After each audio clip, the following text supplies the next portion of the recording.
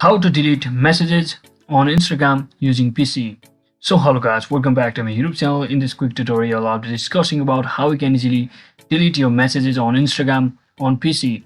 So if you're also using your Instagram on your PC just like me, so here's what you need to do. So first thing first, just open up your Instagram account, and once you open up your or log into your Instagram account, so first thing what you want to do is just head over to any of the chat that you would like to remove. So let's say in this case I'll simply show you from this example over here.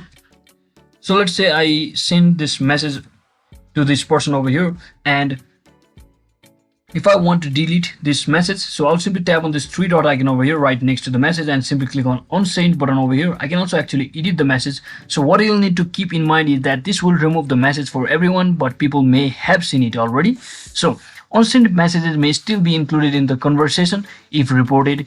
So once you keep that in mind, you can just easily unsend, and just like that you have easily removed your messages or deleted your messages on Instagram on PC. So that is it for today guys. Thanks for watching. Don't forget to like and subscribe to the channel. See you on the next one.